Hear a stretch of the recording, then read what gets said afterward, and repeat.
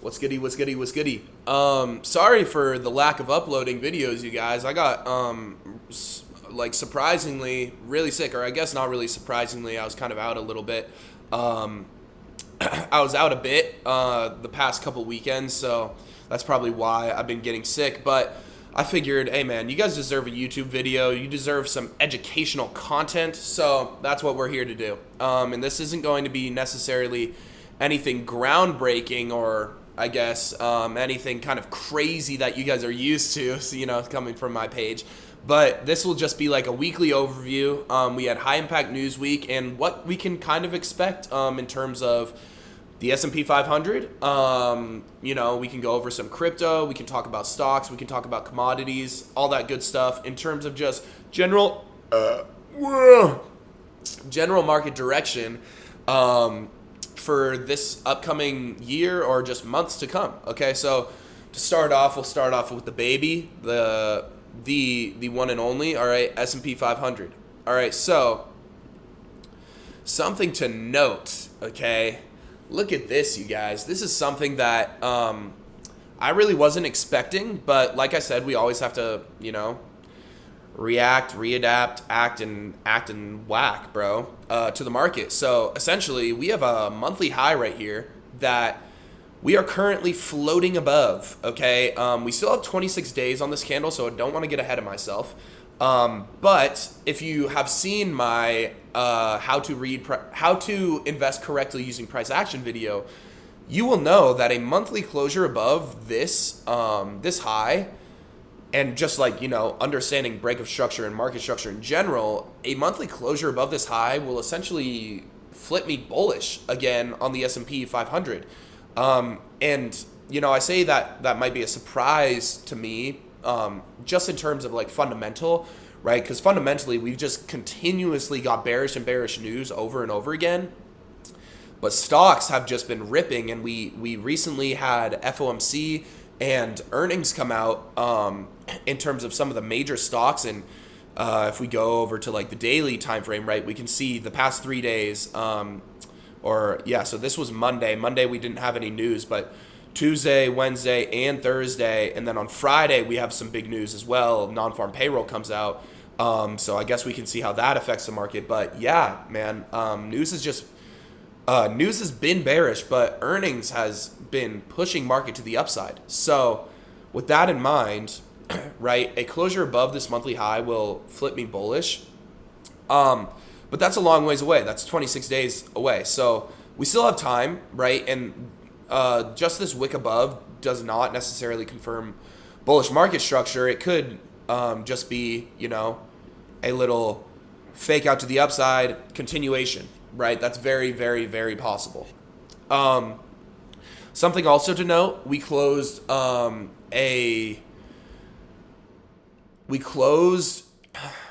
at negative 19.5% on the year, which is atrocious in terms of the S&P, where most of the time we are usually gaining a solid amount, around 9 to 10% every single year, at least, right, on average. But I guess that averages out with those red years. But yeah, something to note, we did have a red year right here as well in 2018.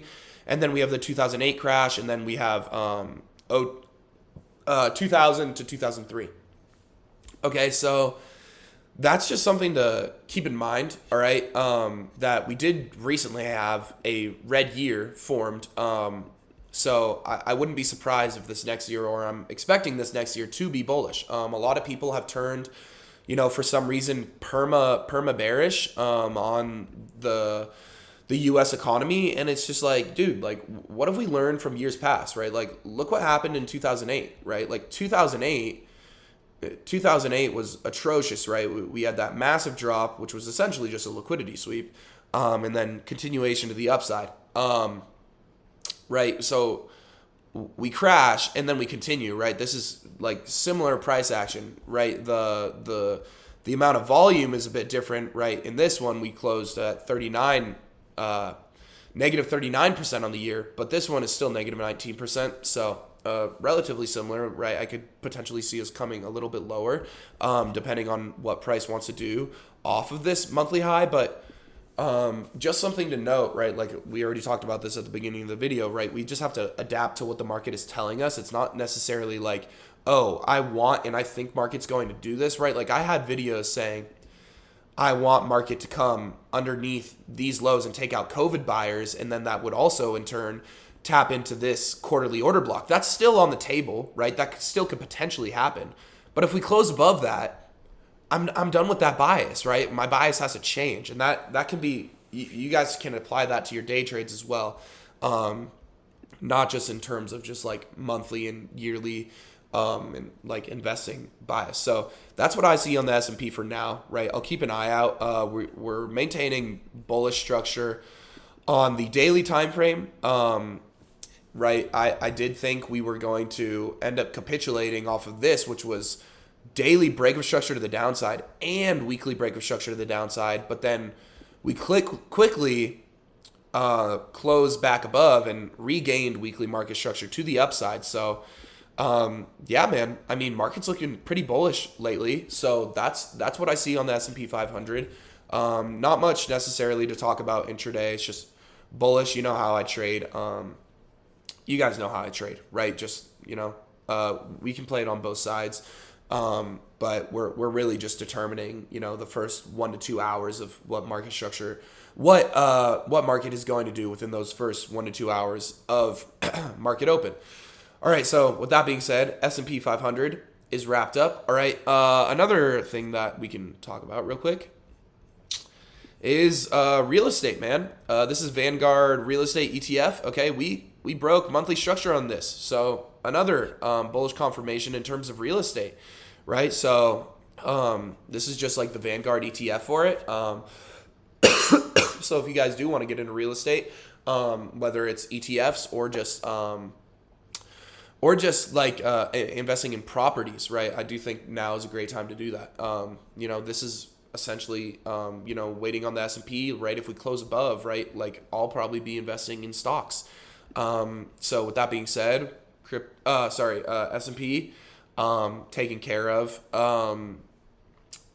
real estate taken care of. Now let's hop into crypto. Look at this, you guys. If you guys watched my, my how to invest correctly using, price action video, okay, like what is this, you guys? This is a monthly break of structure on Bitcoin, right? In previous videos, I was calling for down here, but guess what? So was literally the rest of the internet. And what happened, man? Monthly closure. So with that being said, I don't want to give you guys financial advice, but me personally, I entered into Bitcoin longs when this monthly candle closed. All right. I mean, I'm currently up like 1% or something, 2.5%. I just bought spot. Okay. No reason to use like excessive leverage on this, right? This is an investment. We can get into like how we can kind of finesse the crypto market as things start, pumping a little bit more, if it does, if I am correct on this. But yeah, I did actually enter into some spot plays on Bitcoin. And like I said before, right, I was calling for these lows, but also like, guys, the market's going to do what it does. Pretty much everyone else on the internet was calling Bitcoin to 10K. Bitcoin's going to go lower. Bitcoin's going to go lower. But we just closed above the monthly high. Okay. If we look at what Bitcoin has done in the past in terms of closing above monthly structure after bear cycles, look, bear cycle, how do we know it's a bear cycle? We break monthly structure. Okay, when do we get a break of structure to the upside again? Confirming that we're, ready to go. Right here. What happens? Right? So now let's head into the next bear cycle. Okay, how do we know that this is a bear cycle? We break monthly structure. Okay, when do we break structure back to the upside? Right here. Right here, okay, on this wick, okay, we close above, okay, we long right here, yeah, we are in some drawdown, right? Maybe you could have potentially waited for, like a order block entry right here, but, like we're not necessarily trying to get super analytical with this because it's an asset, right? It's supposed to appreciate over time. So look, we close above monthly structure, and then, what happens? It takes off. Okay, so the past 2 times, and that's literally all Bitcoin has for us to offer, us, and Bitcoin's, potentially like the oldest crypto that we know of. Okay, so the past 2 times that happened. So this time it happens. Me personally, I don't think this will be much different.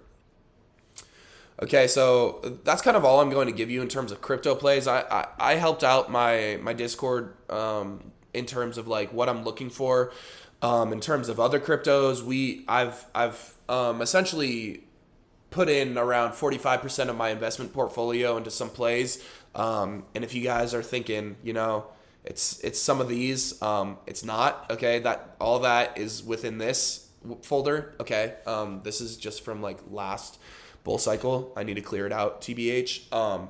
But if you guys do want to, invest in cryptocurrency, don't take my word for it. Do your own research. But this is just what I see on the chart. We can go back to this, right?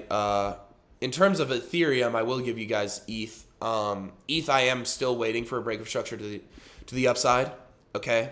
Right. Everyone was calling for, right, like low triple digits ETH. So was I, bro. So was I. I mean, I guess we can see what price wants to do here, but price is going to give us what it gives, and this is essentially what price gave me. So I took it. And I'm not the one that's going to be, hoping for a lower price. I'm very satisfied with this price to enter, right? I'm not going to be sad. I'm definitely not going to be sad if price goes lower. If anything, that's just going to give me, more of an option to buy more, right? Dollar cost average down there. So if you want to get into kind of my investing strategy, just rewatch that video, how to invest correctly using price action. We'll get into that. Okay, so boom, S&P, real estate, crypto, all kind of wrapped up into one for you guys. Lots of high time frame stuff on this, but yeah, man, it's looking good. We can hop into news real quick to cover like what happened. Okay, so Monday we didn't have anything, right? This is just going over the past week because we did have some pretty important things. Okay, so to start off on Tuesday, we had Chicago PMI. Greater than forecast is good for currency. Worse than forecast, so bad for currency, good for the S&P 500. Okay, so that was actually bullish for the S&P. Okay, and then consumer confidence was also bullish for the S&P 500. Okay, so two bullish things, but these are not necessarily like super important in terms of the S&P. Like we traded on this day and it didn't affect the market very drastically. All right, but we did not trade on Wednesday because look at all of this red, man. Okay, so let's get into all of this stuff. We did have FOMC, Federal Chairman Powell spoke. If you didn't watch him speak, I highly suggest you go rewatch that. He talked about some serious things, talking about rates being hiked, which is, bearish. So we can talk about this. Okay, yeah, federal funds rate. We can talk about that as we get into things. Okay, so first, non-farm employment change. Okay, so this is part of non-farm payroll. All right, so greater than forecast, good for currency. Okay, so we had less than forecast, so that was actually bullish on the S&P 500.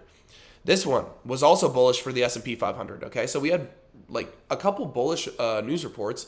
Okay, job openings greater than forecast, good for currency. Okay, so this was not good, okay, for the S&P 500. Okay, job openings, no bueno for the S&P 500. And we also had unemployment claims come out today, which is Thursday, and that was also bearish for the S&P 500, and that's kind of what we took our trade off of today, off of the bearish news bias. Okay, so this is talking about FOMC. Okay, so for this one, this is kind of how I evaluate news when it's equal with the forecast, right? Because it says usual effect, greater than forecast is good for currency. Okay, so when it's the same as the forecast, we can just go ahead and look back at the previous month. Okay, so the previous was 4.5%. but the forecast in the actual for this was higher than the previous one. So it's the same thing. Okay, so greater, okay, than the previous one. Boom, good for currency, bearish for the S&P 500. Okay, so bearish for the S&P 500. Moving forward for today, we had unemployment claims. Okay, less than forecast is good for currency. We did have less than the forecast. Okay, which in turn bad for the S&P 500. Okay, good for currency, good for DXY, bad for the S&P. All right. So moving forward, tomorrow we have non-farm payroll, okay, unemployment rate, ISM services, we have hourly earnings, okay. All of this will severely affect the market, okay. I highly suggest you guys do not trade tomorrow, okay. I hopefully can get this video out. By then I probably won't even make a thumbnail for it. I'll just be like, future view for 2023 in terms of, S&P stocks and crypto. Okay, so boom. Pretty important news reports coming out. We had FOMC, non-farm payroll. It's important to stay up to date with news to figure out, how your country's working. Okay, so yeah, that's pretty much it. Okay, we can see how this is going to affect the market tomorrow. I'll probably make a couple TikToks on it because it is pretty important, but.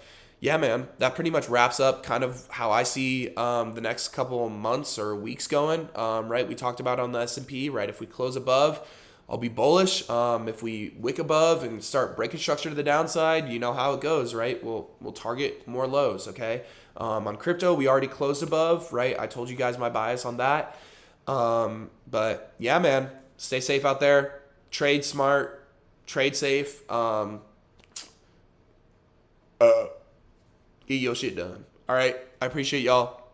Have a good one. Peace out.